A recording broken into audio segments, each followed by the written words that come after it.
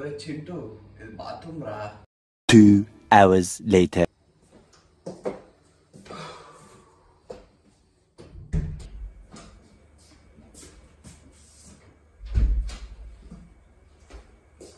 Hi. ఓ back. పొద్దున్న 8 అయిపోయింది. Actually చాలా లేట్ అయినట్టే. యూజువల్లీ నేను 7:30 ఆర్ 8కి బయలుదేరిపోతాను. 8:15 8:30కి ఒక బస్సు ఉంటుంది. ఆ బస్సు పట్టుకొని వెళ్ళిపోతాను ఆఫీస్కి. సో ఈరోజు ఫ్రైడే కదా, కొంచెం చిల్. ఎవరేం రారు ఎక్కువ ఆఫీస్కి. నాకు కూడా రాత్రి ఎక్కువ పని ఉండే, అది చేసుకుంటూ పడుకునేసరికి లేట్ అయిపోయింది. ఈ వీడియోలో నా ఆఫీస్ ఏంటి, అసలు నేను ఇంటర్న్షిప్ ఎట్లా తెచ్చుకున్నాను, లేకపోతే నేను ఏం చదువుకుంటున్నాను ఇక్కడ ఎగ్జాక్ట్గా, చదువుకుని స్టూడెంట్ జాబ్ ఎట్లా తెచ్చుకున్నాను, ఇంటర్న్షిప్స్ ఎట్లా తెచ్చుకున్నాను, అసలు ఇంటర్న్షిప్ నా దాంట్లో మ్యాండేటరీ, ఆ మ్యాండేటరీ అయితే ఎట్లా తెచ్చుకోవాలి, మ్యాండేటరీ కాకపోతే ఎందుకు చేయాలి, ఈ వీడియోలో అవన్నీ మాట్లాడుకుందాం. సో పొద్దున్నే లేసి వచ్చిన తర్వాత ఈ కాఫీ టీలు మనకేం అలవాట్లేదు. డైరెక్ట్ స్నానం చేసి రెడీ అయిపోయి బయలుదేరిపోతే. యాక్చువల్లీ ఈరోజు లేట్ అయిపోయింది ఆఫీస్కి. యూజువల్లీ 7:30 8కి అంతా బయలుదేరిపోతాను, కానీ రాత్రి ఎక్కువ పని అయిపోవడం వల్ల నా పని అయిపోయింది పొద్దునకి. జస్ట్ ఈ గ్యాప్లో ఒక 4-5 మాటలు మాట్లాడుకుంటూ పోదాం, సో దట్ మీకు కూడా కొంచెం కవర్ చేసినట్టు ఉంటుంది. ఇక్కడ నుంచి బస్ స్టాప్కి ఒక 10 minutes వాక్ ఉంటుంది. సో ఇక్కడ నుంచి కూడా బస్ దొరుకుతుంది, కానీ ఎందుకు లేని అడ్డం బెటర్ కదా అనిపిస్తుంది. సో ఇంటి నుంచి కొంచెం ఎర్లీగా స్టార్ట్ అయిపోతాను. అక్కడ డామ్ కనబడుతుంది కదా, అది ఫేమస్ చర్చ్ అనమాట మా ఇంటి దగ్గర. సో ముందు చెప్పినట్టు మా ఇంటి దగ్గర ఎక్కువ స్టూడెంట్స్ ఉండరు, ముసలోళ్ళు పెద్దవాళ్ళు ఉంటారు. చాలా చాలా చాలా సైలెంట్ ఉంటుంది. రాత్రి ఇంకా ఏదైనా సౌండ్ చేసినామంటే పొలవమని వచ్చేస్తారు మందలు సౌండ్ వస్తుందని. ఇగో ఇది కనబడుతుంది కదా, ఇదేమో హాస్పిటల్ ఇక్కడ. సో హాస్పిటల్స్ మన ఊర్లాగా కొంచెం ఉండవు, చాలా డిఫరెంట్ ఉంటాయి. కొన్ని అయితే అసలు హాస్పిటల్స్ లాగే అనిపించవు అనుకుంటాం, కానీ బయట రికార్డ్ చేయడం అంత ఈజీనే కాదు. సిగ్గుతో చచ్చిపోవాలి ఎవడు చూస్తున్నాడు.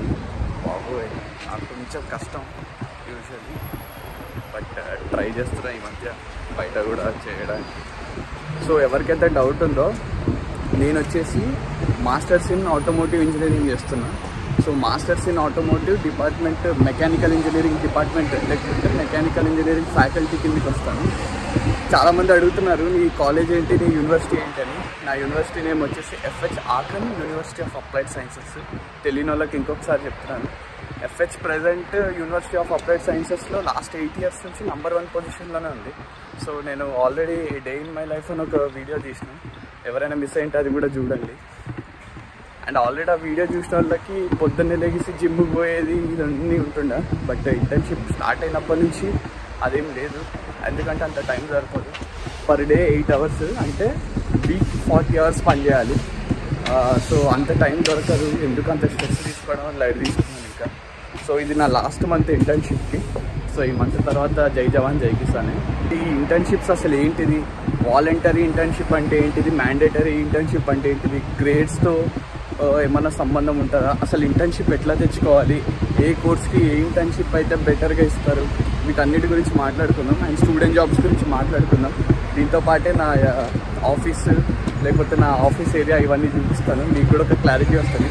అండ్ స్టూడెంట్స్ ఎవరైతే రావాలనుకుంటున్నారో, కొంచెం ఎంతూసియాస్టిక్గా ఉన్నారో, మీ అందరికీ ఇది ఒక చిన్న బూస్టప్ లాగా ఉంటుందేమో వీడియో. బికాస్ నాలో మిమ్మల్ని చూసుకుంటారు అఫ్కోర్స్, ఎందుకంటే నేను కూడా మీలాగే ఒక యావరేజ్ స్టూడెంట్నే. సో ఎవరైతే యావరేజ్ స్టూడెంట్స్ ఉన్నారో, అబో యావరేజ్ స్టూడెంట్స్ ఉన్నారో, మీ అందరికీ ఒక క్లారిటీ వస్తుంది ఇది చూసినప్పుడు. సో ఏం క్లారిటీ లేదని కొంచెం ఆలోచిస్తుంటే ఏం కంగారు పడకండి. ఇదే మన బస్ స్టాప్. మనం ఎక్కేది బస్ నెంబర్ 27.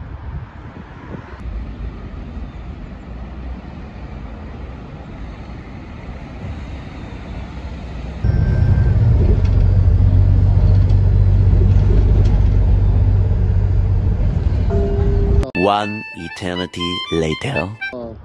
మా ఆఫీస్ లాస్ట్ వరకు ఉంటుంది, దీని వెనక ఇంకా ఎక్కువ ఉంటుంది ఇందాక చెప్పినట్టు. అండ్ ఇదంతా యాక్చువల్ నాకు సర్ప్రైజింగ్ ఏంటంటే ఫ్రైడే రోజు ఇన్ని కార్లు ఉన్నాయండి. యూజువల్లీ రారు ఇంతమంది ఫ్రైడే రోజు, మరేమో పనులు ఉన్నాయేమో. ఏవో బైసైకిల్స్, యూజువల్లీ జనాలు ఇక్కడ సైకిల్స్ ఎక్కువ దొక్కుతారు. సమ్మర్ వచ్చిందంటే ఇంక నాకు తెలిసి కార్స్ కన్నా ఎక్కువ సైకిల్సే కనబడతాయి. అది డాక్టర్ బాబర్ అని ఫేమస్ జర్మన్ కాస్మెటిక్ బ్రాండ్. పిచ్చి వాసిపోతుంది రేట్లు. యావరేజ్గా ఒక 10,000 8,000 ఉంటుంది బయట కొనాలంటే. కానీ వీళ్ళ అవుట్లెట్లో, ఇక్కడ మాకు అవుట్లెట్ ఉంటుంది, అవుట్లెట్లో తీసుకుంటే ఒక 5,000 హాఫ్ రేట్కి వచ్చేస్తుంది. అదంతా R&D ల్యాబ్. సో ల్యాబ్ మొత్తం కనిపిస్తుంది మనకు ఆ దగ్గరికి పోతే.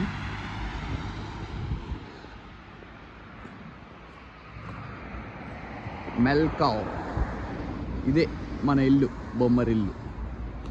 ఎందుకంటే మెజారిటీ ఆఫ్ ద టైం ఇక్కడే అయిపోతుంది కాబట్టి. సో 2 ఎంట్రన్స్లు ఉంటాయి, బట్ నేను ఈ ఎంట్రన్స్ తీసుకుంటాను. దీన్ని మా వాళ్ళు గ్రైండింగ్ మిషన్ అని పేరు పెట్టేసినారు. ఒక్కసారి అన్లాక్ అయితే ఆగదు, తోసుకొని వెళ్ళిపోద్ది.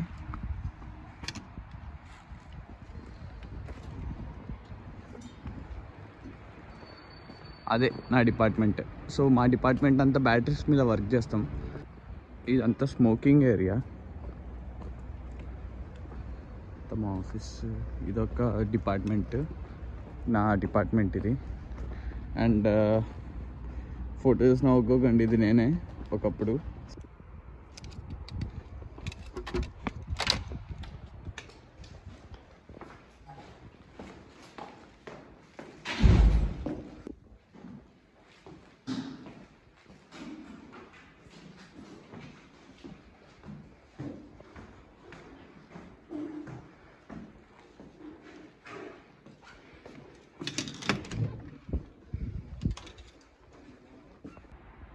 ఇదే నేను వర్క్ చేసే డెస్క్ అండ్ ఒక వైట్ బోర్డు అండ్ నా డెస్క్ పక్కన నుంచి విండో.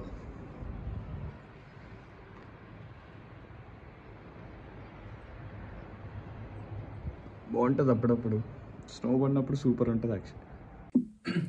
గురు అసలు మెయిన్ మ్యాటర్ చెప్పడం మర్చిపోయాను. హాయ్ హలో నమస్తే, వెల్కమ్ టు చర్ మనీ బ్లాగ్స్. సో చూపించాను కదా, ఇదే నా ఇంటర్న్షిప్ ఆఫీస్. సో బేసిక్గా ఇంటర్న్షిప్ అనేవి 2 రకాలు ఉంటాయి. ఒకటి compulsory internship, 2 voluntary internship.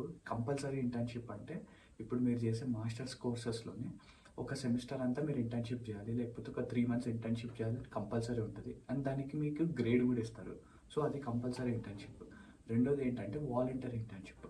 Voluntary internship అంటే మీ కోర్సులో మ్యాండేటరీ కాదు ఇంటర్న్షిప్, కానీ మీరు మీ పర్సనల్ ఇంట్రెస్ట్ వల్ల చేసుకోవాలి అనుకుంటున్నాను అనుకోండి, దెన్ అది వాలంటరీ ఇంటర్న్షిప్ కింద కన్సిడర్ అవుతుంది. ఇప్పుడు నేను చేసేది వాలంటరీ ఇంటర్న్షిప్. నా కోర్సులో కంపల్సరీ కాదు. నాకు బేసిక్గా ఇండియాలో అంత ఎక్స్పోజర్ లేదు, వర్క్ ఎక్స్పోజర్. సో నేనేమనుకున్నా, నాకు టైం పోతే పోయింది, నేను వర్క్ ఎక్స్పీరియన్స్ గెయిన్ చేసుకుంటాను, సో దట్ ఇండస్ట్రీ ఎట్లా వర్క్ చేస్తుందని ఒక ఐడియా వస్తుంది అని అనుకున్నాను. అండ్ దీన్ని నేనేం టైం వేస్ట్ లాగా చూడాను, బికాస్ ఇది సంథింగ్ నన్ను ఇంకా అప్స్కిల్ చేస్తుంది.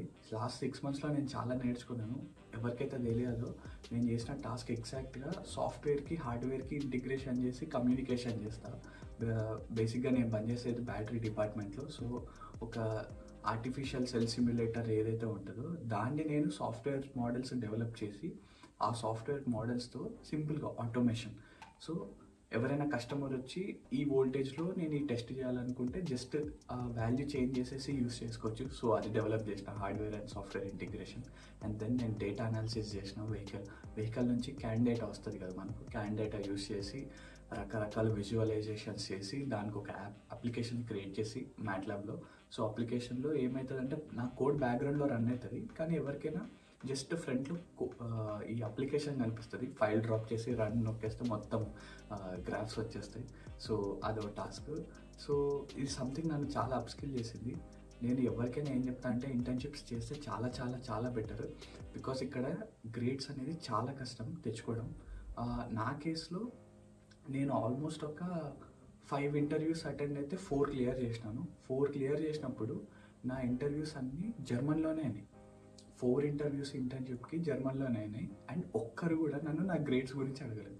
బట్ ప్రాక్టికల్ ఎక్స్పీరియన్స్ ఉంటే ఏదన్నా పాసిబులే. ఇప్పుడు నేను ఈ జాబ్ చేస్తున్నది కంప్లీట్ బ్యాటరీ డిపార్ట్మెంట్ కదా. నా జీవితంలో ఈ టైప్ ఇంటర్వ్యూ ఎప్పుడు జరగలేదు. దాదాపుగా 45 minutes నాకు ఇంటర్వ్యూ అయింది. మొత్తం టెక్నికలే, మొత్తం జర్మన్లోనే అయింది. సో నేనంటే ఇంగ్లీష్లో మాట్లాడదామంటే నో, ఓన్లీ జర్మన్ అయింది. అయ్యో బాబోయ్ అనుకున్నా. జస్ట్ టెక్నికల్ టర్మ్స్ ఉంటాయి కదా, ఇప్పుడు బ్యాటరీస్ అని లేకపోతే సర్క్యూట్ డిజైన్ అని, వీటివి నేను అన్ని ఇంగ్లీష్లోనే చెప్పినాను ఈ వర్డ్స్. బట్ మిగతా కాన్వర్జేషన్ అంతా జర్మన్లోనే అయింది. సో జీతాల గురించి మాట్లాడుకుంటే ఇంటర్న్షిప్స్ మన అవసరం కాబట్టి చాలా వరకు కంపెనీస్ 750 యూరోస్ నుంచి 1900 యూరోస్ వరకు పే చేస్తాయి. నేను మెయిన్ రీజన్ ఈ కంపెనీ పిక్ చేసుకోవడానికి, ఒకటి నా ఊర్లోనే ఉంది, 2 చాలా పెద్ద కంపెనీ, 3 సర్లే ఇప్పుడు మారి ఏం చేస్తాం, ఒక సెమిస్టర్ ఇక్కడ కాలేజ్ దగ్గర ఉండొచ్చు కదా అని అనుకున్నాను. సో ఇట్లా తీసుకున్నాను. సో నాకు యావరేజ్గా 750 యూరోస్ వస్తాయి. అన్ని ఏం కట్టుగా నాకు 750 ఫ్లాట్ వచ్చేస్తుంది. అండ్ ఇంకొక థింగ్ ఏంటిదంటే, నేను స్టూడెంట్ జాబ్ చేసేటప్పుడు నాకు ఆల్మోస్ట్ ఒక 1100 యూరోస్ వచ్చేది. సో అప్పుడు 20 hours per వీకే పనిచేసేవాడిని. ఇప్పుడు 40 hours per వీక్ పనిచేస్తున్నా, but still it's okay. So next ఈ ఇంటర్న్షిప్ నేను ఫినిష్ చేసుకొని, బాబు నాకు డబ్బులు చాలట్లేదు, సో నేను వేరే చోట వెళ్ళిపోతాను అని చెప్పినాను ఆల్రెడీ. సో ఇంకా ప్రాసెస్ నడుస్తుంది. బట్ నాకు ఎక్స్పీరియన్స్ గెయిన్ చేసుకున్నాం చాలు, ఇంకా మళ్ళీ మన దారిలో మనం వెళ్ళిపోదాం. సో మీలో ఎవరైనా యావరేజ్ స్టూడెంట్ ఉంటే ఏం కాదు, ఇక్కడికి వచ్చిన తర్వాత కూడా చాలా నేర్చుకోవచ్చు, చాలా చేయొచ్చు. నా గ్రేడ్స్ తక్కువే ఉండొచ్చు ఇక్కడ, కాకపోతే నేను ఒక రీసెర్చ్ పేపర్ పబ్లిష్ చేసినాను నా యూనివర్సిటీలో, అంటే నా టీమ్మేట్తో కలిసి. ఆ పేపర్ కాగ్నిజెంట్ యూరప్లో కన్సల్టింగ్ డిపార్ట్మెంట్ ఉంటుంది. సో వాళ్ళు రికగ్నైజ్ చేసి దాన్ని, నా రీసెర్చ్ పేపర్ని వాళ్ళు కంపెనీలో పబ్లిష్ చేద్దామని అనుకుంటున్నారు ఇంటర్నెట్లో. సో అఫీషియల్గా అది పబ్లిష్ అయితే దాన్ని వైట్ పేపర్ అంటారు, అండ్ దాంట్లో నా పేరు వేస్తారు వాళ్ళ కంపెనీ తరఫున. అదొకటి ఉంది. నేను చేసిన కొన్ని అసైన్మెంట్స్ డైరెక్ట్ ఇప్పుడు నెక్స్ట్ వచ్చే బ్యాచ్కి టీచ్ చేస్తారు. HMI డిజైన్ అని ఒకటి ఉంటుంది. సో దాంట్లో నేను ప్రజెంట్ చేసిన ఒక పీపీటీ వాళ్ళు వాడుకుంటున్నారు నెక్స్ట్ బ్యాచ్కి.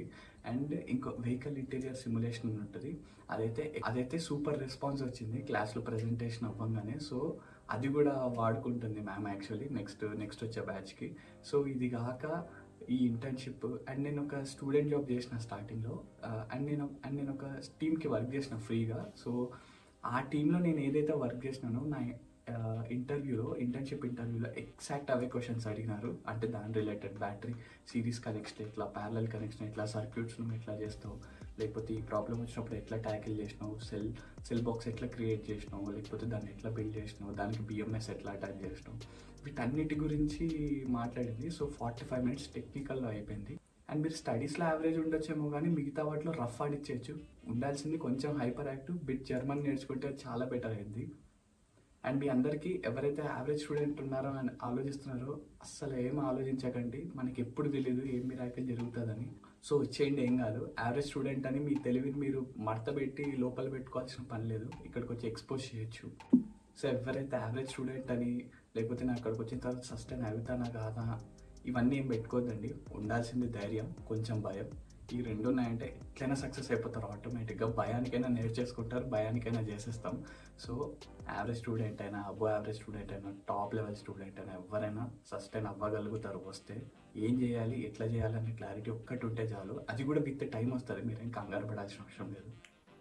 సో మొత్తానికి ఇదే ఇవాళ వీడియో, నా ఇంటర్న్షిప్, నా వర్క్ అండ్ నా శాలరీ గురించి. అండ్ మీలో ఎవరైతే యావరేజ్ స్టూడెంట్ అని భయపడుతున్నారో, ఇక్కడికి వచ్చి సస్టైన్ అవ్వగలుగుతామా అవ్వలేమా అని పెట్టుకోకండి. అసలు చెప్పిన టిప్స్ అన్ని ఫాలో అవ్వండి. ఛానల్లో ఇంకా మంచి అప్డేట్స్ వస్తాయి. ఇంటర్న్షిప్స్ ఎట్లా ఫైండ్ అవుట్ చేయాలి, జాబ్స్ గురించి ఎట్లా, వీటన్నిటి గురించి వీడియో చేద్దాం. అండ్ మెకానికల్లో ఉన్న, ఆటోమోటివ్లో ఉన్న, మెకట్రానిక్స్లో ఉన్న, ఈసీలో ఉన్న మీరు ముఖ్యంగా వినండి. ప్రతి ఒక్క వీడియో మీకు ఇంపార్టెంటే నెక్స్ట్ వచ్చేది, బికాస్ మంచి అప్డేట్స్ రాబోతున్నాయి. మీ అందరికీ ఖచ్చితంగా హెల్ప్ అవుతుంది. అండ్ మిగతా ఇంజనీరింగ్ స్ట్రీమ్స్ ఎవరైతే ఉన్నారో మీరు కూడా ఫాలో అవ్వండి. మీకు మంచి టిప్స్ అండ్ ట్రిక్స్ అయితే ఉన్నాయి, అస్సలు మిస్ కాకండి. అంతవరకు ఎవరు టెన్షన్ పడొద్దండి, ప్రశాంతంగా ఉండండి. తాగండి బాబు, తాగండి అంటే వాటరే తాగండి, మంచిగా మ్యూజిక్ వినండి, చిల్ అయిపోండి.